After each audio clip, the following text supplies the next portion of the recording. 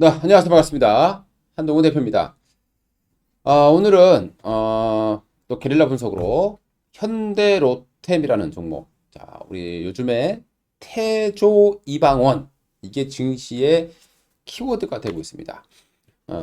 태양광, 조선. 근데 조선은 제가 조선이 다 가는 게 아니라 LNG다라고 말씀을 드렸고요. 그다음에 2차 전지, 방위 산업 이쪽이 가장 강합니다. 그중에서 방위 산업의 또 대장.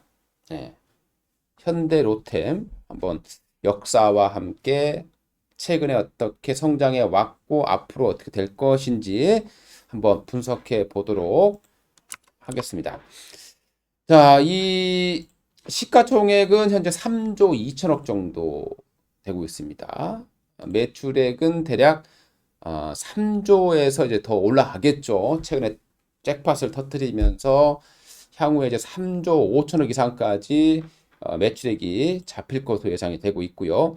영업이익도 현재 뭐 550억 정도 나옵니다만은 올해 뭐 1,500에서 2천억 정도까지의 영업이익도 뭐 한번 도전해 보지 않을까 이렇게 생각이 되는 종목입니다. 재무 비율을 보게 되면은 부채 비율이 235. 예전에 이 현대로템 재무 구조가 굉장히 안 좋았던 그런 부분이 있었습니다. 최근에 이제 그런 이제 청산을 많이 하게 되면서 이제 우량주를 탈바꿈하는 그리고 방위 산업의 대장이 되는 그런 모습들을 현재 보여주고 있다고 보시면 되겠습니다. 어, 지분 구조는요. 모회사는 현대자동차로 되겠습니다. 현대자동차가 33% 가지고 있고요. 국민연금이 5.5% 정도 가지고 있는데 사업 영역은 크게 네 가지로 구성이 됩니다. 원래 세 개였는데 이제 네 개가 됐죠. 첫 번째가 철도입니다. 예, 여기 이제 창원에 공장이 있어요. 뭐 예전에는 뭐 의왕에도 있었고 뭐 있었지만 다 폐쇄가 되고 거의 창원에서만 이제 공장을 만들고 있다고 보시면 되겠습니다. 뭐 대략적으로 기관차라던가 뭐 전동차, 디젤 동차, KTX라든가 SRT 이런 것들 만들고 있죠. 근데 KTX라든가 이런 부분들은 이제 라이센스로 만드는 부분입니다. 자, 경전철이 있고요. 그다음에 자기 부상 열차. 요거죠. 인천공항에 가보시면 요 자기 부상 열차가 돌아다니는데요. 요게 바로 이제 현대로템이 만드는 거고요. 이제 틸팅 열차라고 했습니다. 요거는 이제 산악 지역에서 쓰는 그런 기차다. 이렇게 이해를 하시면 될 것 같고요. 자, 그 다음에 이제 이 열차 같은 경우는 우리나라만 있는 것이 아니라 브라질이라든가 이런 남미 진출해 있고요. 그 다음에 그리스 아테네의 지하철 3호선, 터키 이스탄불 지하철이라든가 캐나다 밴쿠버의 스카이트레인 이런 부분들을 바로 이 현대로템이 제작을 했다라고 보시면 될 것 같습니다. 철도 부분에서는 원래는 이 업체가 독보적인 업체였지만 최근에는 좀 경쟁 업체들이 들어와 있는 그런 상황입니다. 그리고 지금 이제 가장 중요하게 나오고 있는 바로 방산 부분이에요. 방산 부분인데 K2 전차 요거 같은 경우는요. 방위사업청이 개발을 합니다. 그러니까 이 업체가 개발을 하는 건 아니고요.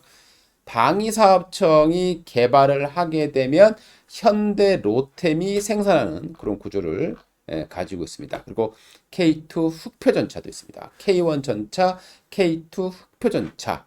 아주 탱크 우리가 전차 하면은 우리나라의 기술이 세계에서 탑5 안에 들어간다고 보시면 될 것 같아요. 근데 가성비 쪽에서는 뭐 압도적이죠. 왜 방위 산업이 짝방이 터지느냐? 우크라이나 전쟁이 터진 거죠. 근데 우크라이나는 그동안에는 우리가 이제 봤을 때 뭐 제공권을 장악하고 뭐 이런 게 많았었는데 이쪽 폴란드라든가 이쪽 지역은 이제 육상에서의 전쟁이 나올 수밖에 없는 거죠. 그리고 우리나라의 그 자주포 같은 것들이 우크라이나 전쟁 때 굉장히 큰 역할을 했다라는 거예요. 그래서 우리나라의 어떤 그 K9 자주포라든가 이 전차, 특히 전차 부분을 뭐 1,000대 가까이 수주하는 어마어마한 잭팟을 터뜨리게 된 겁니다. 그 외에 장갑차라든가 제독 장비, 그리고 장애물 개척 장비 이런 것들을 만들고 있습니다. 우리나라의 방위 산업을 보시게 되면요. 세계 점유율 8위 정도 나오고 있습니다. 근데 이번 잭팟을 통해서 5위까지 점프할 수 있는 그런 가능성을 열어두고 있고요. 최근에 폴란드 국방부하고 K2 전차 980대 대략 18조 원 규모고요. 그리고 K9 자주포 요거는 이제 4조 원 정도, 그리고 FA 경 공격기 대략 한 48대 정도 납품하는 그런 계약을 맺었습니다. 거기다가 이제 지원 차량이라던가 탄약 같은 거를 포함하게 되면은 뭐 40조까지도 뭐 나오고 있다고 보시면 되겠고요. 향후에는 노르웨이, 그리고 이집트, 모로코 이런 나라로부터도 수주 기대감이 현재 높아지고 있다고 보시면 되겠습니다. 자, 그리고 방위산업이 왜 떠오르느냐? 일본 같은 경우에 무서운 얘기죠. 이놈들이 방위비 지출을 급증시키고 있습니다. 그래서 글로벌 방위비 지출 탑 3가 지금 예정이 되어 있는 거죠. 글로벌 군비 경쟁이 지금 되고 있습니다. 우리나라도 방위비를 지획할 수밖에 없는 그런 상황으로 갈 것 같고요. 전 세계적인 이런 신냉전 시대에 방위 산업이 떠오르는 가슴 아픈 또 내용이기도 합니다. 그 외에 이제 자동차 생산 설비, 현대차에 들어가겠죠. 그다음에 광주 글로벌 모터스의 의장, 광주 글로벌 모터스 하면은 캐스퍼를 만드는 공장이 되겠죠. 거기에 이제 의장 공장 생산 설비를 제조를 하고 있는 업이 되겠습니다. 자, 그 다음에 이제 또 미래의 먹거리가 있겠죠. 바로 이제 수소입니다. 이게 이제 조감도에 현대로템이 하려고 하는 수소 충전소의 조감도입니다. 자율주행 차량도 이제 개방을 하고 있는 과정이 있고요. 앞으로 이 수소 쪽에 굉장히 또 심혈을 기울이고 있는 업체가 되겠죠. 그리고 또 하나 이제 수소 트램, 수소 트램 요것도 현대로템이 이제 미래를 위해서 개발하고 있는 부분이 되겠습니다. 자, 이제 우리가 이제 사업 내용은 봤어요. 자, 그러면 이제 현대로템이 어떻게 커왔느냐 역사를 한번 보겠습니다. 1976년도에요. 현대중공업의 철도 차량 사업부로 발족을 하죠. 그리고 1978년도에 현대 차량으로 이제 분사를 하게 됐습니다. 자, 그러다가 1985년도에요. 현대 전공에 합병이 되고 나서 철도 사령부를 맡아서 했던 부분이 현재 이 모태가 되겠습니다. 자, 그러다가 IMF가 터지죠. IMF 터지고 나서 빅딜 차원에서 현대전공, 그리고 대우중공업, 한진중공업이 가지고 있던 철도 차량 생산 부분 요거를 통합해서 한국철도 차량이라는 걸로 이제 출범을 하게 된 거예요. 그러다가 이제 2001년도에 현대자동차 그룹이 대우종합기계가 가지고 있던 이 지분을 인수를 했고요. 그리고 이로 인해서 이 철도 부분에 대해서는 독점적인 시장 지위를 획득하게 됐었습니다.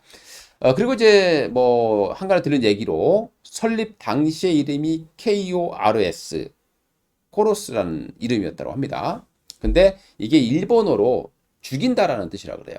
그래서 일본의 반감을 많이 사서 그 이후에 이제 사명을 현대 그냥 로템으로 변경을 했습니다. 그리고 2004년도에는요 현대모비스로부터 우주산업 부분을 양수를 합니다. 그리고 2006년도에 한진중공업이 가지고 있던 지분을 이제 매각을 하게 됐고요. 자, 그러다가 이제 철도 부분이 독점적이었었습니다만은 이 부분이 최근에 이제 다원시스라는 업체가 끼어들게 됐다고 보시면 되겠습니다.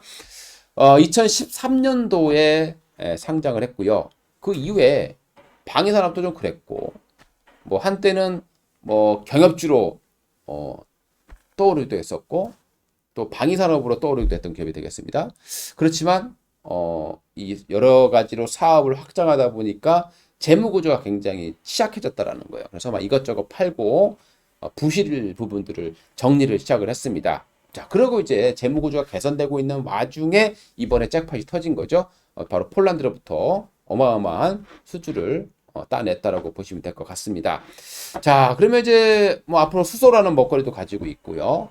그리고 부실도 많이 정리가 됐고, 그리고 철도도 뭐 계속해서 성장할 수 있는 부분이다 이렇게 보시면 되겠습니다. 그러다 보니까 주가가 좀 굉장히 가파르게 치고 올리고 있는데, 최근에 이제 현대로템의 주가 상승에 가장 결정적인 역할은 이제 바로 방위 산업이 되겠죠. 이 전차 부분이 되겠습니다.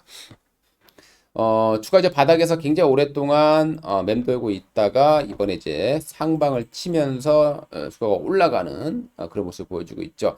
뭐 현재 기세대로 간다라면 신고가 한번 찍어줄 가능성도 배제할 수 없을 것 같아요. 최근에 이제 주가가 올라가다가 조정받았고 다시 양봉이 나오고 있기 때문에 여기서 이제 이 대형주들의 흐름들을 보게 되면 한번 급등이 나오면 이게 계속 이어지질 않아요. 이렇게 쭉, 예, 또 급등했다가 또 쭉 급등했다가 쭉 이런 부분을 많이 보이고 있죠. 여기서도 급등했다가 쭉 밀리고요. 급등했다가 옆으로 행보하고. 그러면 여기서 바로 이 상방을 치면서 올라갈 수 있겠느냐? 쉽지는 않겠죠. 그러니까 단기간에 급등 가능성이 높지는 않다고 판단이 됩니다. 하지만 앞으로 다른 앞에서 봤던 이제 모로코라든가 이런 이집트라든가 여기에서의 또 수주가 나오게 된다면 한 단계 더 레벨업할 수 있겠죠. 그래서 뭐 당장에 추격 매수하는 것보다는 뭐 향후의 미래적인 모습을 본다라면 36,000원에서 4만 원까지의 가능성도 배제는 못하는 그런 상황이 되겠습니다. 목표가는 뭐 그 정도로 설정하시면서 관심 있으신 분들은 대응을 하시면 좋을 것 같습니다. 이상 한돈 대표였고요. 오늘은 현대로템 역사와 주가의 앞으로 방향에 대해서 한번 알아봤습니다. 감사합니다.